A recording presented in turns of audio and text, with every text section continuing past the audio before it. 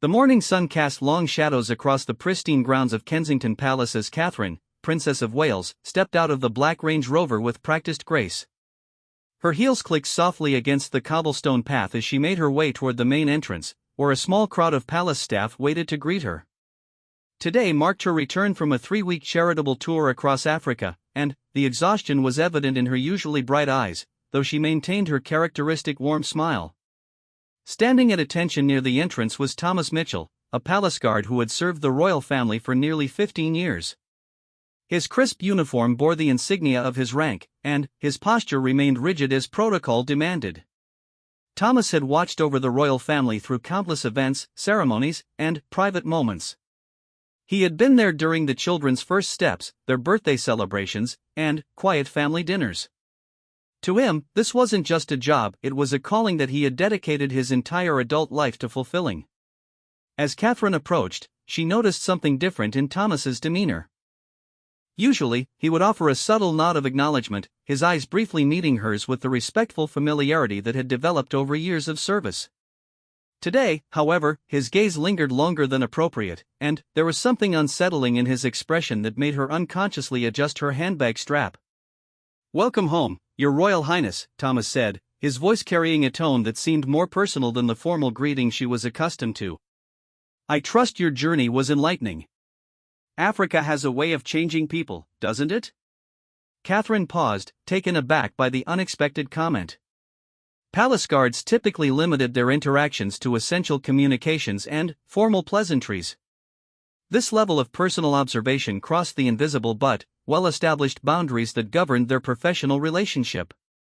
"Thank you, Thomas," she replied carefully, maintaining her composure while internally noting the unusual exchange.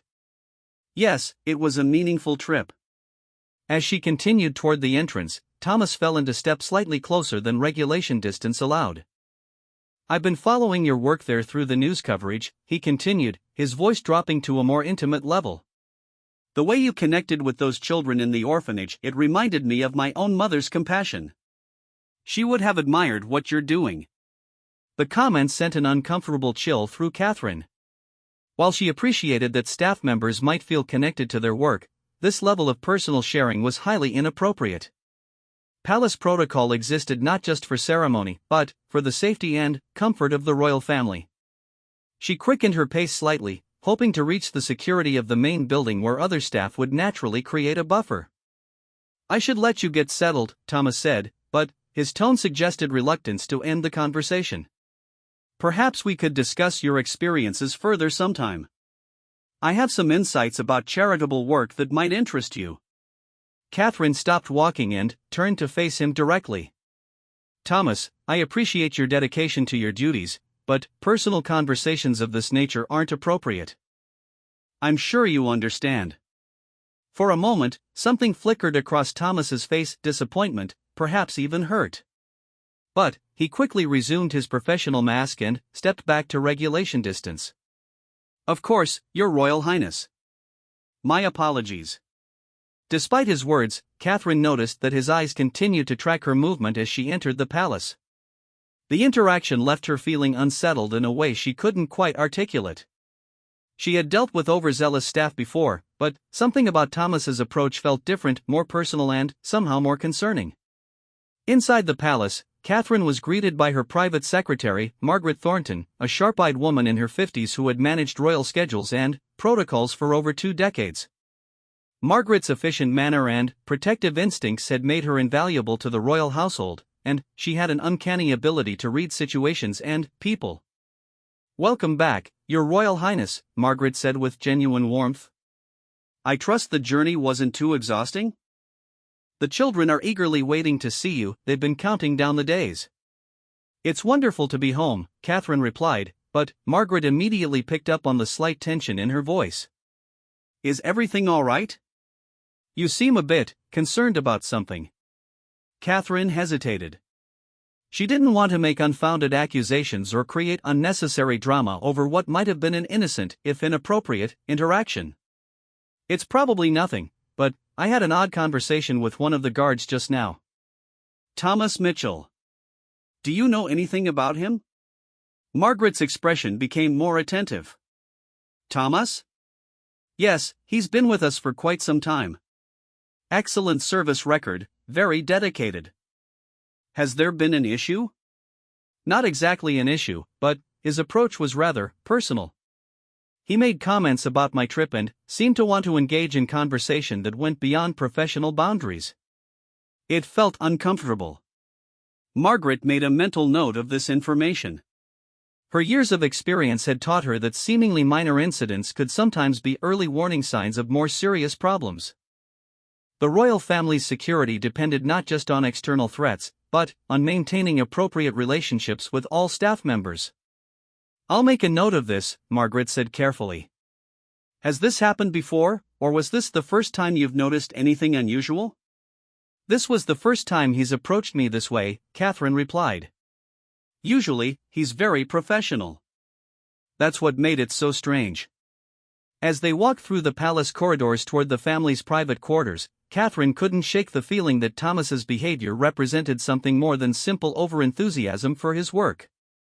The way he had looked at her, the personal nature of his comments, and his reluctance to maintain proper distance all combined to create a sense of unease that she couldn't dismiss. Meanwhile, in the security office located in the palace's lower level, Thomas was completing his incident report for the day. His handwriting was careful and precise as he documented Catherine's arrival, the weather conditions, and the number of staff present. However, he omitted any mention of their extended conversation or his personal comments about her charitable work. As he wrote, Thomas reflected on their interaction with satisfaction rather than concern. To him, Catherine's brief acknowledgement of his comments represented a breakthrough in their relationship. He had been watching her for years, admiring her dedication to charitable causes and her natural grace in handling royal duties. In his mind, they shared a connection through their mutual commitment to serving others, and he believed that she would eventually recognize this bond. Thomas had begun collecting newspaper clippings and magazine articles about Catherine's work, keeping them in a folder in his locker. He told himself this was professional interest. Staying informed about the royal family's activities was part of his job. However, the way he studied the photographs and memorized details about her schedule suggested something deeper and more troubling. His colleague, Detective Sergeant James Riley, noticed Thomas organizing papers at his desk with unusual care. James had worked palace security for 8 years and had developed good instincts about potential problems before they escalated. "Busy day?" James asked casually, glancing at the neat stacks of documents Thomas was arranging. "Just making sure everything is properly documented," Thomas replied. "The Princess of Wales returned today from her Africa tour. Important to keep detailed records of all royal movements." James nodded, but something in Thomas's tone caught his attention. There was an energy, almost an excitement, that seemed disproportionate to the routine nature of documenting royal arrivals. "How did her arrival go? Any issues with press or protesters?" "No issues at all," Thomas said, his voice taking on a warmer tone. "She looked tired from the journey, but she was gracious as always. We had a brief conversation about her charitable work. She's truly dedicated to making a difference in the world." The phrase "we had a brief conversation" raised a red flag for James. Palace guards didn't typically engage in conversations with royal family members unless specifically addressed or in emergency situations. The fact that Thomas seemed proud of this interaction suggested a potential breach of protocol. "What kind of conversation?" James asked, keeping his tone casual while becoming more alert. "Nothing inappropriate," Thomas said quickly, perhaps sensing that he had revealed too much. "Just welcoming her home and acknowledging her important work. She's an inspiration to all of us who serve the crown." James made a mental note to mention this conversation to his supervisor. While Thomas's words weren't explicitly concerning, the combination of his enthusiasm and the unusual nature of engaging a royal family member in personal conversation warranted attention. That evening, as the royal family gathered for dinner in their private dining room, Catherine found herself distracted despite the joy of being reunited with William and their children. Prince George, Princess Charlotte, and Prince Louis bombarded her with questions about her trip, sharing stories about what they had done while she was away, and expressing their excitement about the gifts she had brought them from Africa. William noticed his wife's distraction almost immediately. After 15 years together, he could read her moods and expressions better than anyone. While she participated in the conversation and showed appropriate interest in the children's activities, there was an underlying tension that he recognized as concern about something specific. "How was the transition back today?" he asked during a quiet moment when the children were examining their new books and toys. "Sometimes it takes a while to readjust to palace life after being away." "It was fine, mostly," Catherine replied, then hesitated. There was one odd interaction with one of the guards. Nothing serious, but it felt inappropriate. William's attention sharpened immediately. As future king and someone who had grown up surrounded by security personnel, he understood the importance of maintaining proper boundaries between staff and family members. Any deviation from established protocols could signal potential problems. "What happened?" Catherine recounted her conversation with Thomas, being careful to relay his exact words and her impressions of his behavior. William listened intently, his expression becoming more serious as she described the personal nature of Thomas's comments and his reluctance to maintain proper distance. "You did the right thing by addressing it directly," William said when she finished. "And I'm glad you mentioned it to Margaret. We need to take this seriously, even if it seems minor now." "I don't want to overreact," Catherine said. "He's been with the family for years, and maybe he was just trying to be friendly. But something about it felt wrong." "Trust your instincts," William replied firmly. "Your safety and comfort are paramount, and maintaining professional boundaries isn't just about etiquette, it's about security. If Thomas is developing inappropriate feelings or attachments, we need to address it before it becomes a larger problem." Their conversation was interrupted by Prince Louis's excited announcement that he had found a picture of his mother in one of the African magazines she had brought home. As Catherine helped her youngest son sound out the words in the article, William quietly resolved to speak with the head of palace security first thing in the morning. The royal household operated on principles of discretion, loyalty, and unwavering professionalism. Staff members were carefully vetted and regularly evaluated not just for their competence, but for their ability to maintain appropriate relationships with the family they served. Any deviation from these standards, no matter how seemingly innocent, required immediate attention and careful handling. In his private office later that evening, William reviewed the personnel files of all security staff, paying particular attention to Thomas Mitchell's record. The file showed an exemplary service history, commendations for dedication, perfect attendance, and positive evaluations from supervisors. There were no previous incidents of inappropriate behavior or boundary violations noted in his record. However, William's experience had taught him that exemplary service records could sometimes mask developing problems.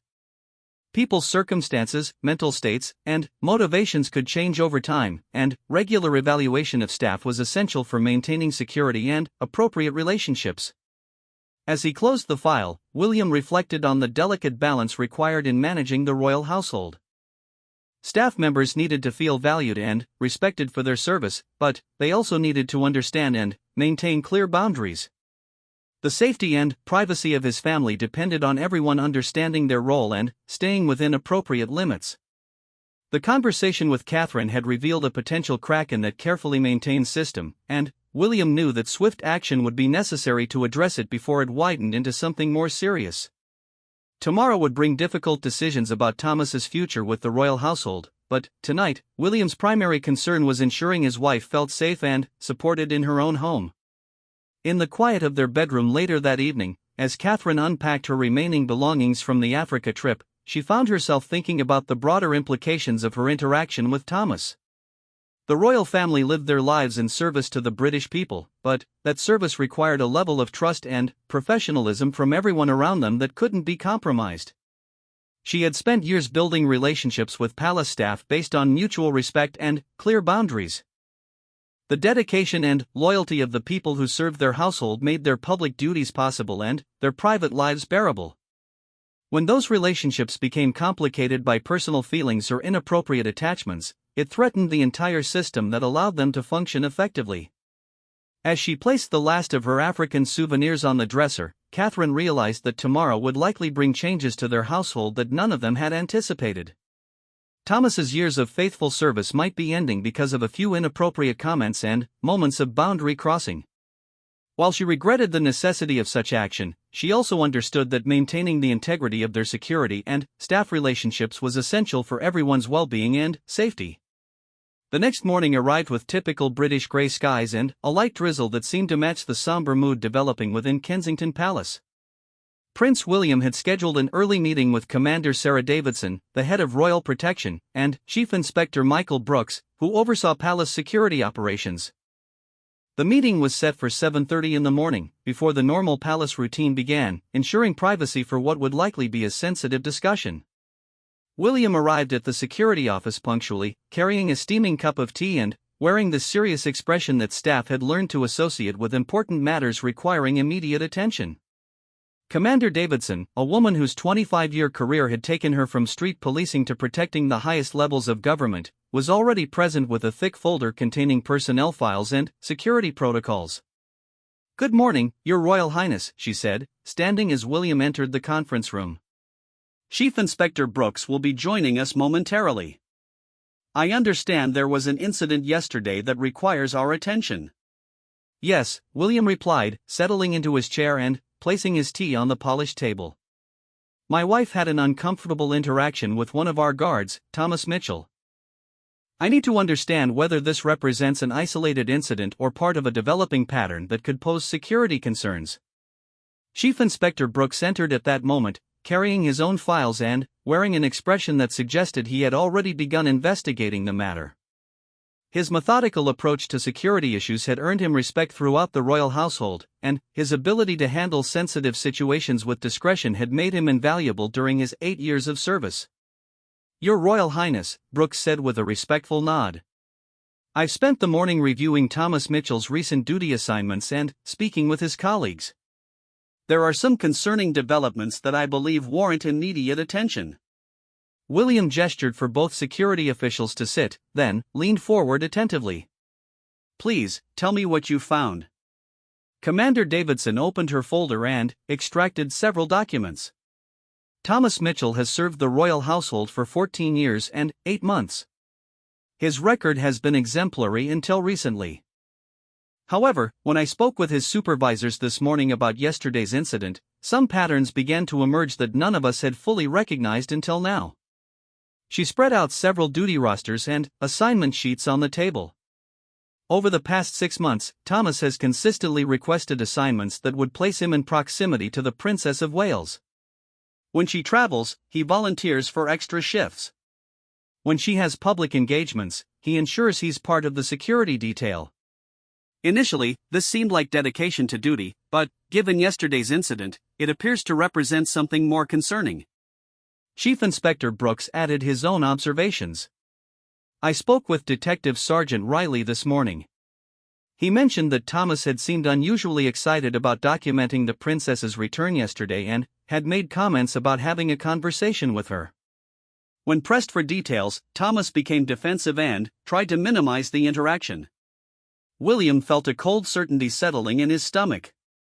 What had seemed like an isolated incident of poor judgment was revealing itself as part of a longer pattern of inappropriate focus on his wife. "What else have you discovered?" "We conducted a routine inspection of his locker this morning," Commander Davidson continued. "Protocol allows us to do this as part of security maintenance, and what we found was troubling. He has been collecting newspaper clippings, magazine articles, and printed photographs related to the Princess of Wales's charitable work and public appearances. The collection spans approximately 18 months and is quite extensive." She handed William a photograph of the locker's contents. The neat organization of the materials and the careful way they had been preserved suggested an obsessive level of attention that went far beyond professional interest in royal activities. "Has he made any inappropriate contact attempts outside of his regular duties?" William asked, studying the disturbing evidence of Thomas's fixation. "Not that we can definitively prove," Brooks replied. "However, we're reviewing security footage from the past several months to look for any instances where he may have positioned himself unnecessarily close to the princess or attempted to create opportunities for interaction." William set down the photograph and looked directly at both security officials. What's your assessment of the potential threat level? Commander Davidson had clearly been preparing for this question. Based on current evidence, we're looking at what appears to be in developing obsessive fixation rather than an immediate physical threat. However, these situations can escalate quickly, and the fact that he has access to the palace and detailed knowledge of family routines makes this particularly concerning. Furthermore, Brooks added, his behavior yesterday suggests that he believes the princess welcomes his personal attention. This type of delusion can lead to increasingly inappropriate advances and potential confrontational behavior when the reality of her discomfort becomes undeniable. William absorbed this information with growing alarm. His wife's safety was paramount, but he also recognized the human complexity of the situation. Thomas had served their family faithfully for nearly 15 years. He had been present during significant family moments and had always appeared to be a dedicated professional. The realization that his service had been tainted by inappropriate feelings created both security concerns and personal disappointment. "What actions do you recommend?" William asked. "Immediate suspension pending a full investigation," Commander Davidson replied without hesitation. "We need to review all security footage, interview additional staff members, and conduct a comprehensive evaluation of any potential security breaches. We also need to ensure that he doesn't have access to the palace or family information while this investigation proceeds." Brooks nodded in agreement. "Additionally, we should consider involving the Metropolitan Police's Specialist Protection Unit to conduct a formal threat assessment. While we don't believe there's immediate danger, having professional psychological evaluation of the situation would help us determine appropriate long-term measures." William stood and walked to the window overlooking the palace gardens where his children often played. The idea that someone with inappropriate feelings toward his wife had been watching them during family moments, documenting their activities, and potentially planning further contact attempts was deeply unsettling. "How do we handle this with minimal disruption to palace operations and staff morale?" he asked, turning back to face the security officials. "We'll need to be transparent with senior staff about the general nature of the issue without providing specific details," Commander Davidson explained. "The household staff needs to understand that there was a security concern that required swift action, but we don't want to create panic or encourage gossip that could affect everyone's ability to do their jobs effectively." "What about Thomas himself? How do we handle his removal from the premises?" "We'll call him in for what appears to be a routine meeting," Brooks said. "We'll inform him that he's being suspended pending investigation, collect his access credentials and any palace property, and escort him from the premises. We'll handle this professionally but firmly, making it clear that he's not to return or attempt any contact with family members or palace staff." William returned to his seat, his expression reflecting the weight of the decision he needed to make. "Proceed with the suspension and investigation. I want a full report within 48 hours, including recommendations for preventing similar situations in the future." "Yes, sir," both officials responded simultaneously. "And I want additional security measures implemented immediately around my wife's daily activities. Nothing obvious that would make her feel like a prisoner in her own home, but enhanced awareness of her surroundings and the people around her." Commander Davidson made notes as William spoke. "We'll adjust protocols discreetly and brief the remaining security team about maintaining heightened awareness." As the meeting concluded, William felt the familiar weight of responsibility that came with protecting his family while maintaining their ability to serve the public effectively. Every decision had broader implications for their household, their security, and their relationships with the dedicated people who made their work possible. An hour later, Thomas Mitchell received a call requesting his presence in the security office for what was described as a routine administrative meeting. He arrived promptly, wearing his crisp uniform and carrying himself with the professional bearing that had characterized his years of service. He had no awareness that his world was about to change dramatically. Commander Davidson and Chief Inspector Brooks were waiting in the conference room, their serious expressions immediately alerting Thomas that this was not a routine administrative matter. The presence of formal documentation on the table and the careful way they had positioned themselves suggested an official proceeding rather than a casual discussion. "Thomas, please have a seat," Commander Davidson began, her tone professional but not unfriendly. We need to discuss some concerns that have come to our attention regarding your recent interactions with members of the royal family. Thomas felt his heart rate increase, but he maintained his composed exterior.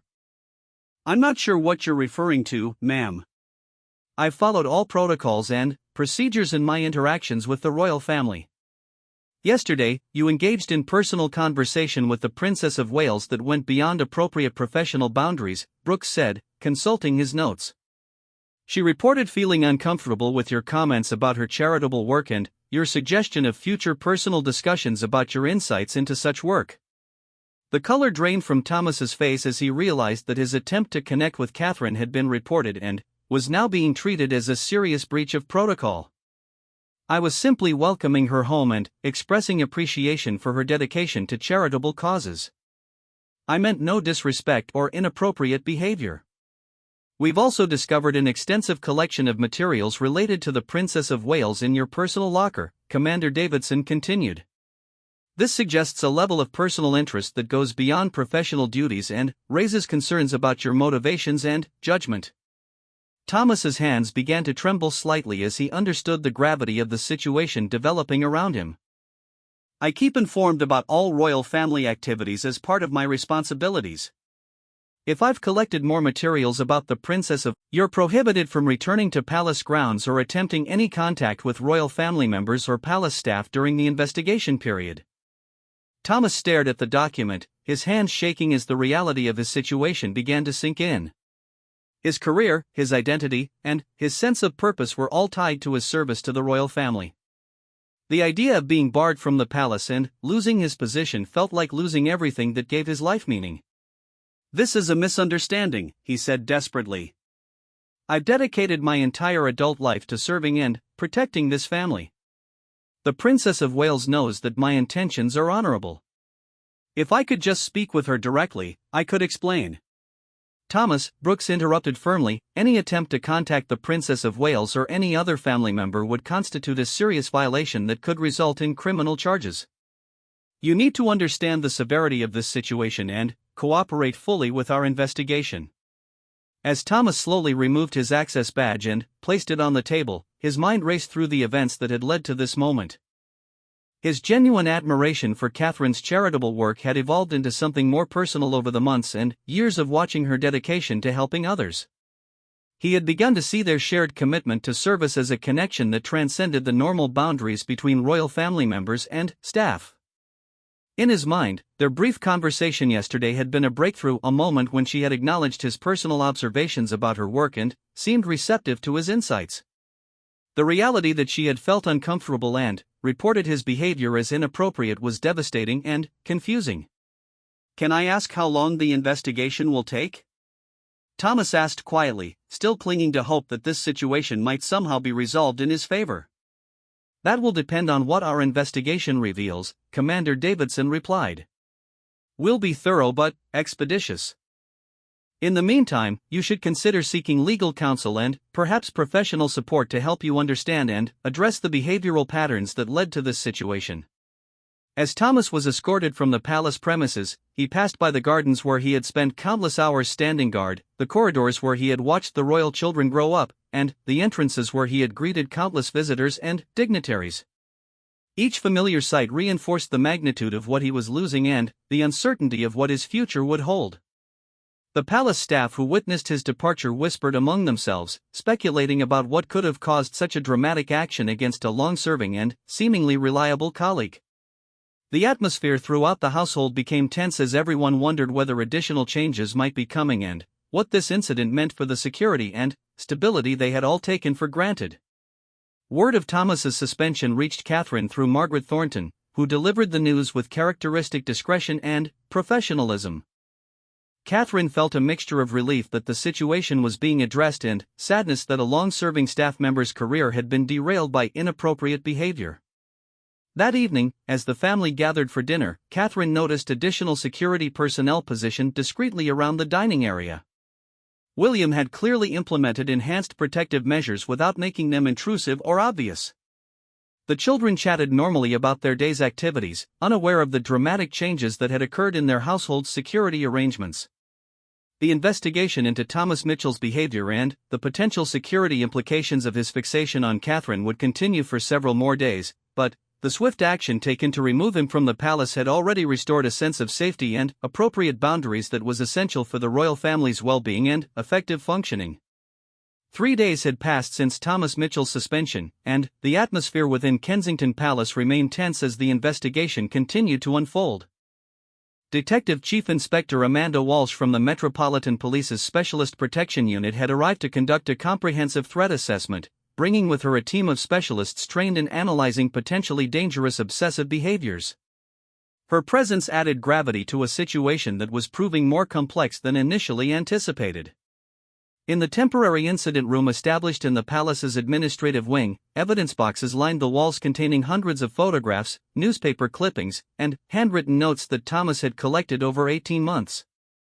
Dr. Rachel Sterling, a forensic psychologist specializing in fixation behaviors, examined each item with meticulous care, building a psychological profile that would help determine the level of risk Thomas posed to the royal family. The organization and preservation of these materials suggests a systematic obsession rather than casual interest, Dr. Sterling explained to Commander Davidson and Prince William, who had requested a preliminary briefing on the investigation's findings. He's categorized items by date, event type, and even by the princess's clothing and expressions in photographs. This level of detailed attention indicates a significant emotional investment in creating an imaginary relationship. William studied a timeline that Dr. Sterling had created showing the escalation of Thomas's collecting behavior. The earliest items dated back to shortly after Catherine's return from her first major solo international tour, suggesting that her growing confidence and independence in royal duties had somehow triggered his increased attention. What concerns me most, Dr. Sterling continued, is this collection of handwritten notes we found in his home during yesterday's search.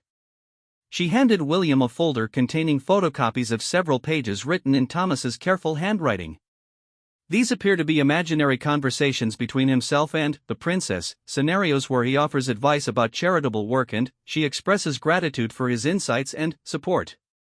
The notes revealed a troubling disconnect from reality.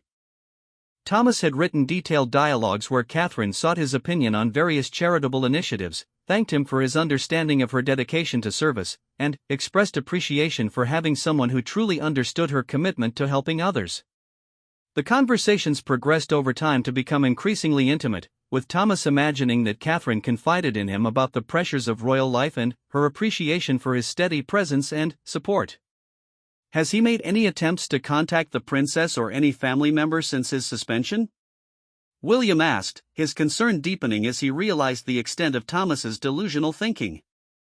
Not directly, Detective Chief Inspector Walsh replied, but we've discovered that he's been monitoring news coverage of royal activities obsessively. His internet search history shows he's spent hours each day looking for any information about the princess's schedule or appearances. He's also been researching the palace's security protocols and staffing procedures. Commander Davidson shifted uncomfortably in her chair. The fact that he's researching our security measures is particularly alarming. His insider knowledge combined with this level of obsessive focus creates a significant potential threat. Dr. Sterling nodded gravely. Individuals with this type of fixation often interpret neutral or negative responses as confirmation of their imagined relationship. When reality contradicts their delusions, they may become increasingly desperate to prove their connection or to force the object of their obsession to acknowledge their special bond. William felt a chill as he considered the implications for his family's safety. What specific actions might he take? Attempted contact is the most likely initial step, Walsh explained. He may try to approach the princess directly during public engagements, send letters or gifts, or attempt to gain access to areas where he believes he can speak with her privately. If these attempts are rebuffed or prevented, he could become more aggressive in his efforts to gain her attention.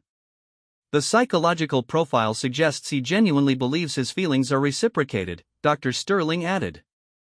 In his mind, the princess welcomed his conversation and showed interest in his insights.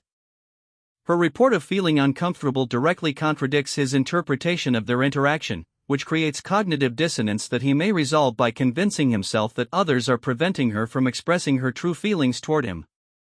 The briefing was interrupted by Margaret Thornton, who appeared at the conference room door with an expression of barely controlled alarm. "I'm sorry to interrupt, Your Royal Highness, but there's been a development that requires immediate attention." "What's happened?" William asked, standing quickly. "Thomas Mitchell is at the main palace gate demanding to speak with the Princess of Wales. He claims he has important information about security vulnerabilities that only she should hear. The gate security is containing the situation, but he's becoming increasingly agitated." Detective Chief Inspector Walsh was already reaching for her radio to coordinate with the officers at the gate. "This is exactly the type of escalation we were concerned about. He's creating a plausible reason for contact that he believes justifies bypassing normal protocols." William's protective instincts immediately kicked in. "Where is my wife right now?" Margaret consulted her tablet quickly. "She's in the private apartments with the children, reviewing their homework. She's not scheduled for any external activities today." "Good. Make sure she stays there until this situation is resolved. Brief her security detail about what's happening, but I don't want her to feel like she needs to alter her activities with the children." Commander Davidson was already implementing additional security measures. "I'm deploying additional officers around the palace perimeter and increasing surveillance of all access points. If Thomas has researched our security protocols, he may know about alternative entry routes that he could attempt to use." Through the window of the conference room, they could see increased activity as security personnel moved into position around the palace grounds. The sight of armed officers and enhanced security measures served as a stark reminder of how quickly the situation had escalated from inappropriate workplace behavior to a potential security threat requiring law enforcement intervention. "What's our approach with Thomas?"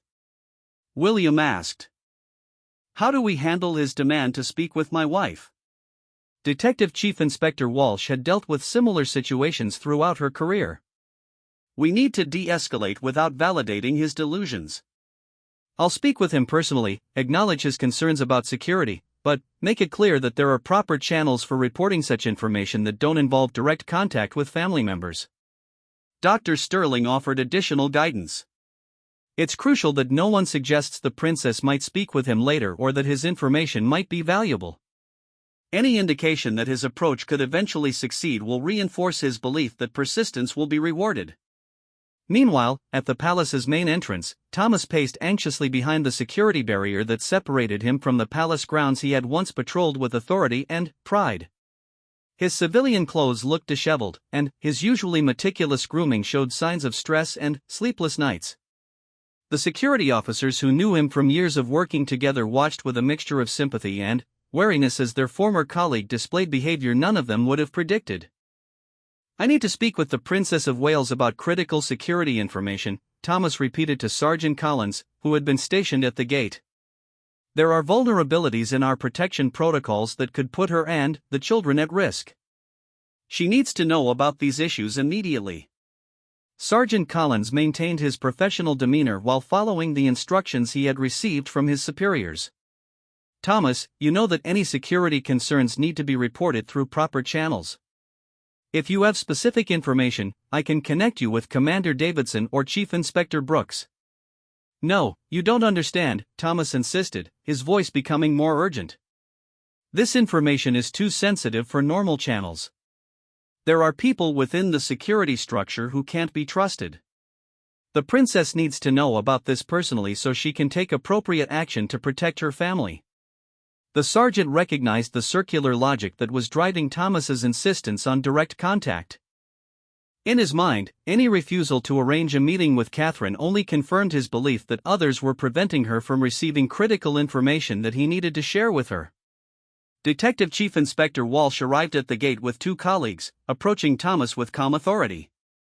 Her years of experience in handling individuals experiencing psychological crises had taught her the importance of appearing unthreatening while maintaining firm boundaries. "Thomas, I'm Detective Chief Inspector Walsh from the Metropolitan Police.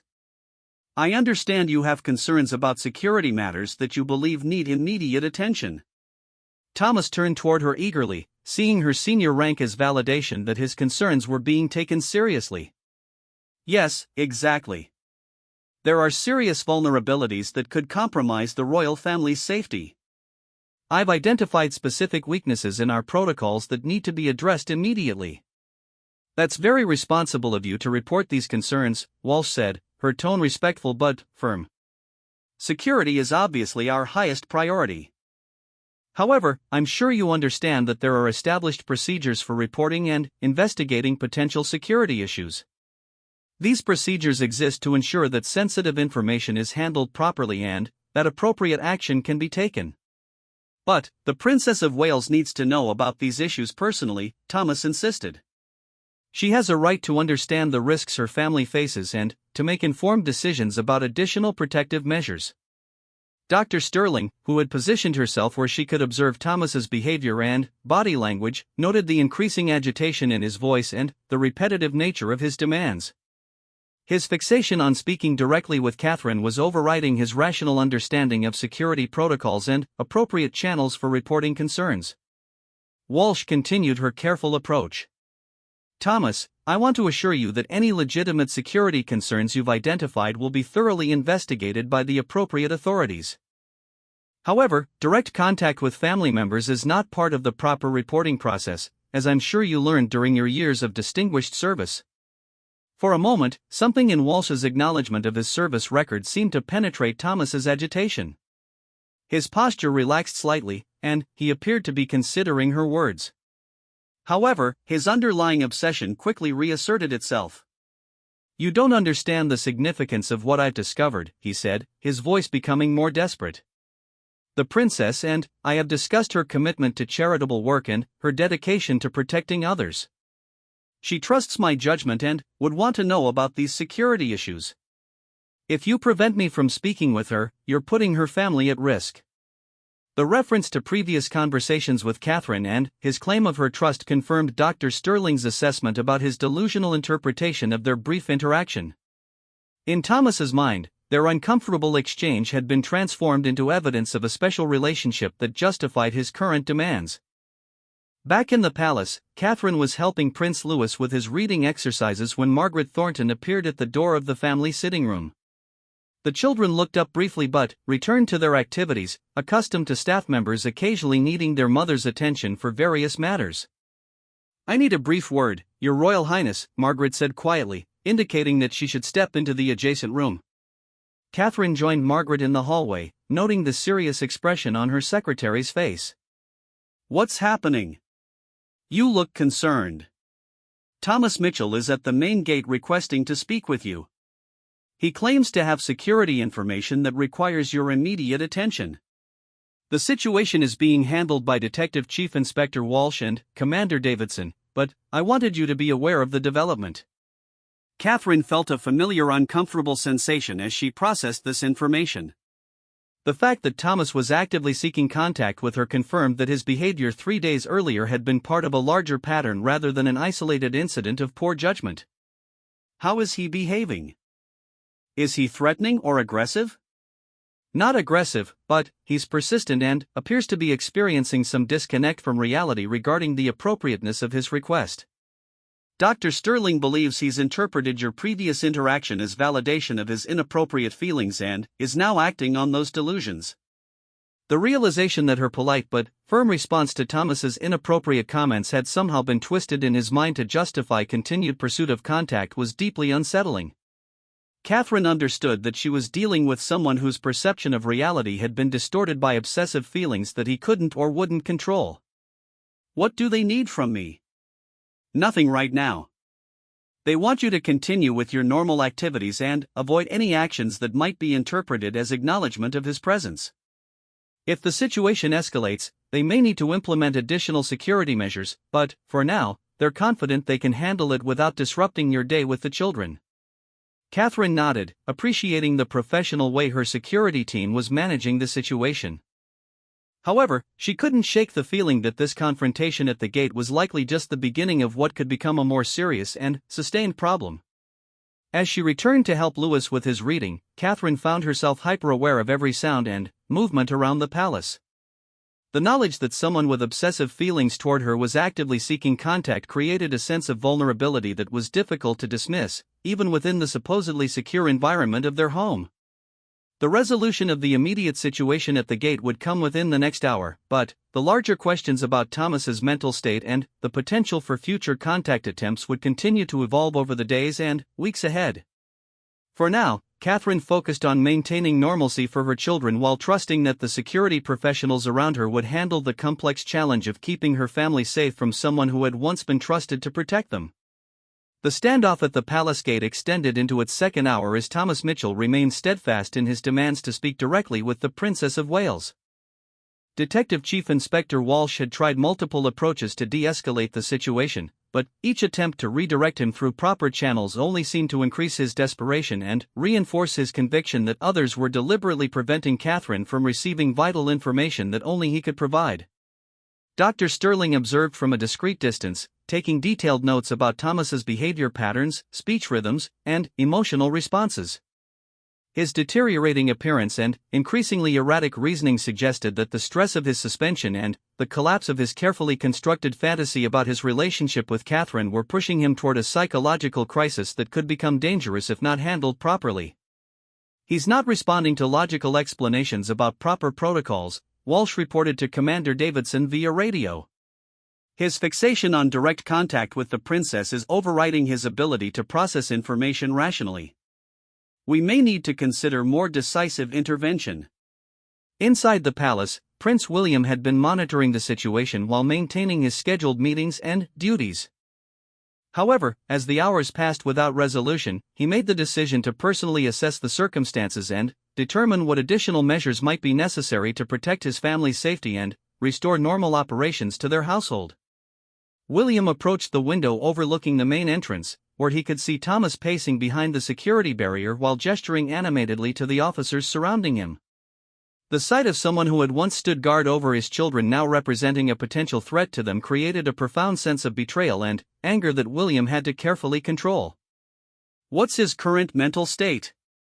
William asked Dr. Sterling, who had joined him at the observation point.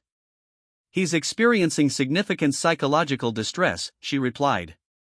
The collapse of his delusional beliefs about his relationship with the princess, combined with the loss of his identity as a palace guard, has created a crisis that he's trying to resolve by forcing the contact that he believes will validate his feelings and restore his sense of purpose. William studied Thomas's agitated movement and desperate gesturing. "Is he likely to become violent if this continues?" "Individuals in his psychological state can become unpredictable when their core delusions are threatened," Dr. Sterling explained. "While he hasn't shown aggressive tendencies yet, his increasing desperation and inability to accept alternative solutions could lead to more extreme behavior." Detective Chief Inspector Walsh approached with an update that would prove to be the turning point in the immediate crisis. "Sir, we've discovered additional evidence that significantly escalates our assessment of the threat level." She handed William a tablet displaying screenshots from Thomas's social media accounts and online activity from the past 48 hours. He's been posting about the royal family's upcoming public engagements and expressing increasingly paranoid beliefs about palace staff working against him. More concerning, he's been researching the princess's charitable commitments and seems to be planning to intercept her at upcoming events.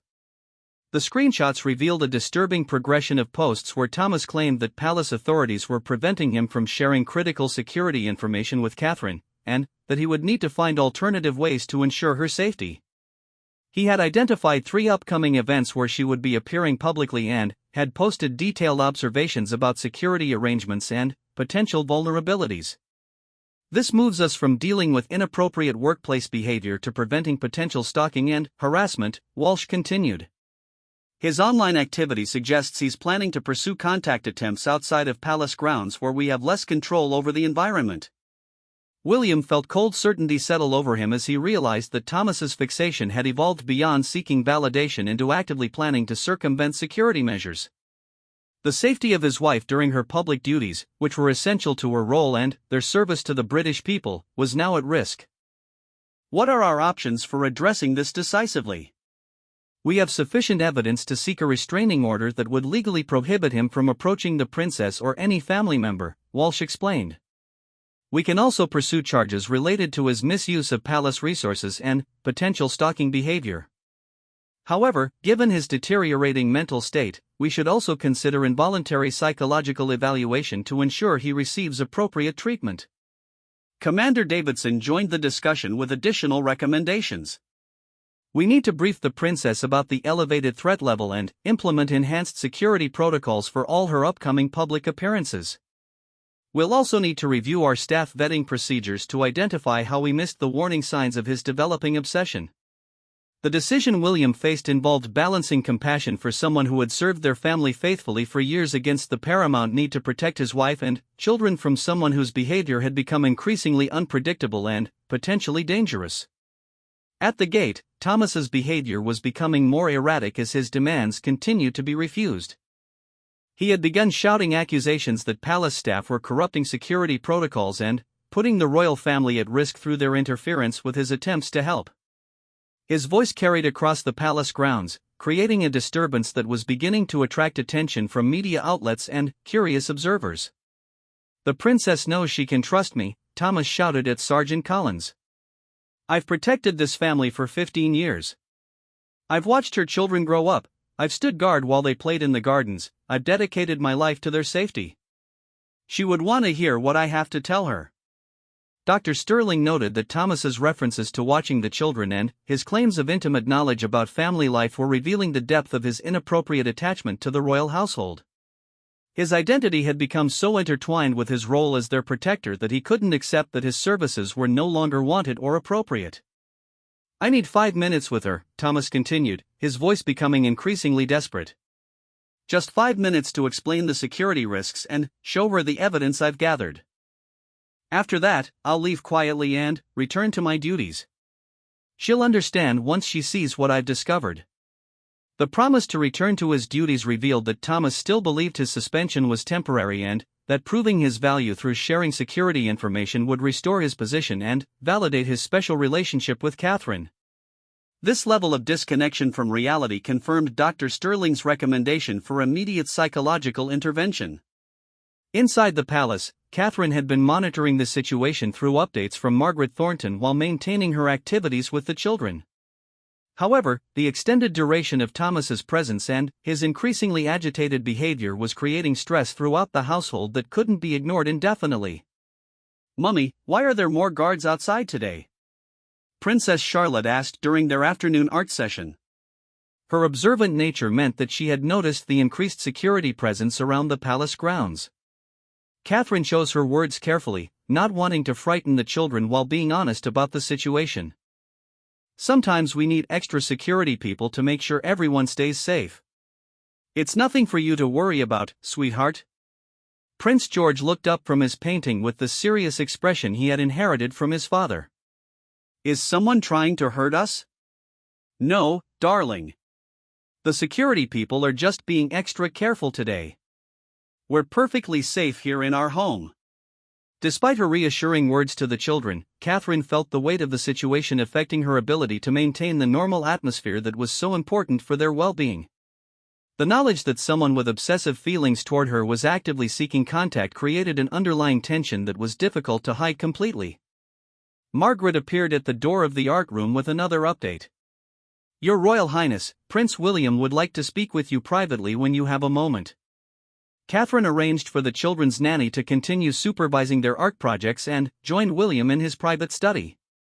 His serious expression immediately conveyed the gravity of the developments that had occurred while she was with the children.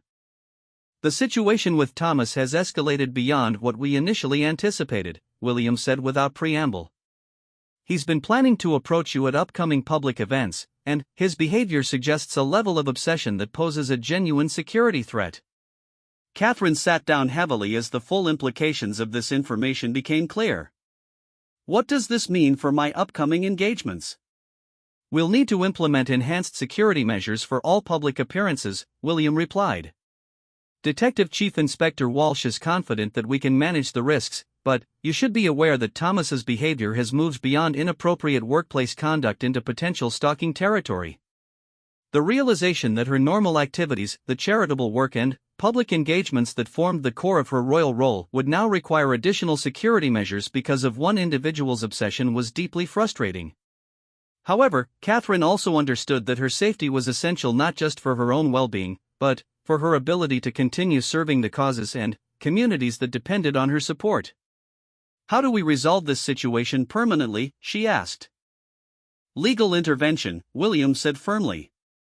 "We're pursuing restraining orders and potential criminal charges that will legally prohibit him from approaching you or any family member. We're also seeking psychological evaluation to ensure he receives appropriate treatment for his mental health issues." Outside, the immediate crisis at the gate was reaching its resolution as additional police officers arrived with legal documentation that would formally end Thomas's demands for contact. Detective Chief Inspector Walsh approached him with the restraining order and arrest warrant that had been expedited through the courts based on the evidence of his stalking behavior and online threats.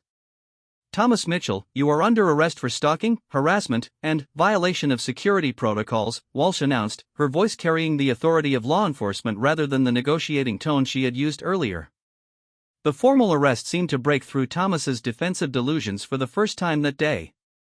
As the handcuffs were applied and his legal rights were explained, the reality of his situation finally penetrated the fantasy that had been driving his behavior. His face crumpled with the devastating realization that his 15 years of faithful service had ended not with retirement and gratitude, but with criminal charges and the complete destruction of his relationship with the family he had devoted his life to protecting. "I was trying to help," he said quietly as he was led toward the police vehicle. "I just wanted to make sure she was safe." Dr. Sterling observed his moment of clarity with professional interest but also genuine sympathy for someone whose mental health crisis had destroyed his career and, potentially, his future. The psychological treatment he would receive as part of his legal proceedings might help him understand and address the obsessive thoughts that had led to this tragic outcome. As the police vehicle disappeared through the palace gates, carrying Thomas away from the place that had been the center of his world for 15 years, the enhanced security measures around the palace gradually returned to normal levels. However, the impact of this incident would continue to influence the royal family's security protocols and their relationships with household staff for years to come. In the children's art room, Prince George finished his painting of the palace gardens and presented it proudly to his mother when she returned from her meeting with William. The innocent joy in his artwork served as a reminder of what was truly important: maintaining a safe and loving environment where their children could grow up without being burdened by the complex security challenges that came with their royal heritage. That evening, as the family gathered for dinner, the conversation gradually returned to normal topics: homework assignments, upcoming school events, and plans for the weekend. The children remained largely unaware of how serious the day's events had been, which was exactly what Catherine and William had hoped to achieve. However, both parents understood that their family's security had been fundamentally changed by Thomas's obsession and the lessons learned from how it had developed undetected for months. The trust that was essential for their household to function effectively had been shaken, and rebuilding that trust while maintaining appropriate boundaries would require careful attention and ongoing vigilance. As Catherine tucked the children into bed that night, she reflected on how a single inappropriate conversation had revealed a dangerous obsession that had been growing in secret for over a year. The swift action taken to address the threat had protected her family, but it had also ended the career of someone who had once been a trusted guardian of their safety and privacy. The complex emotions surrounding Thomas's situation, sympathy for his mental health struggles, anger about his violation of their trust, and relief about their restored safety, would take time to process fully. For now, Catherine was grateful for the security professionals who had handled the crisis with such skill and for the husband who had protected their family with decisive action when protection was needed most. The story of Thomas Mitchell would serve as a reminder that the privilege of serving the royal family required not just dedication and competence, but also the psychological stability and professional boundaries necessary to maintain appropriate relationships with the people whose lives they were trusted to protect. The failure to maintain those boundaries had cost Thomas everything he valued most, while teaching the royal family valuable lessons about the constant vigilance required to maintain their safety and security in an increasingly complex world.